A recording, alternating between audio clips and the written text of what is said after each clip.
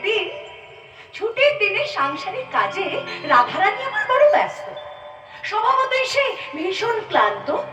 কিন্তু শ্রীকৃষ্ণ তখন গেলেন চুপি সারে মিষ্টি কোলাহলে শ্রী রাধিকাকে বাঁধতে গিয়ে তখন তিনি কি বললেন? কৃষ্ণ বলে আমার রাধা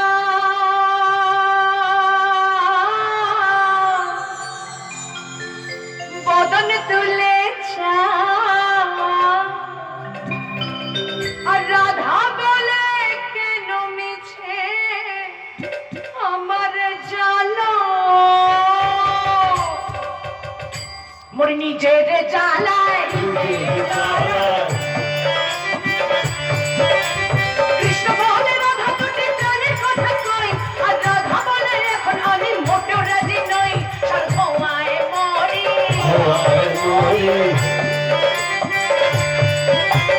কৃষ্ণ বলে সবাই বলে আমার মোহন বেনু আর রাধা বলে ও হে শুনে আমি মরে কেন আমার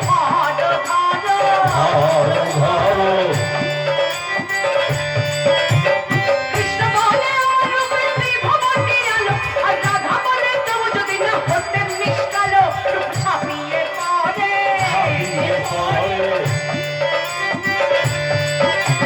কৃষ্ণ বলে আমার রূপে মুগ্ধ ব্রজমালা আর রাধা বলে ঘুম হবে না এ তো ভারী জ্বালা তাতে আমার কি বা আরে আমার কি বা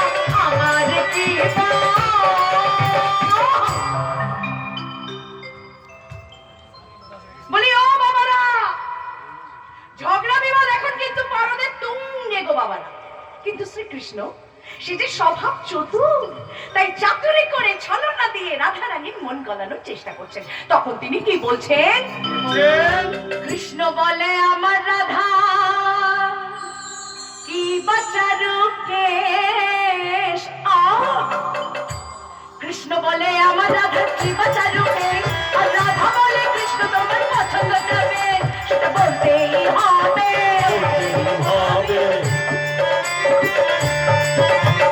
কৃষ্ণ বলে রাধা তোমার দেহ সরলতা আর রাধা বলে কৃষ্ণ তোমার হাসা মিষ্টি কথা যেন সুধা ঝরে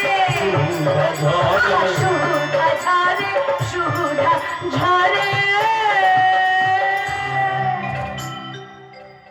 বলি ও মায়েরা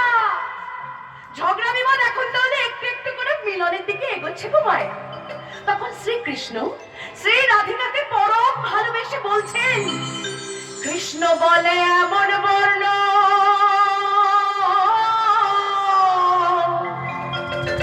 দেখিনি তো আর রাধা বলে আজ সকালে সাবান মাখিনি তো কৃষ্ণ বলে আমার বর্ণ দেখিনি তো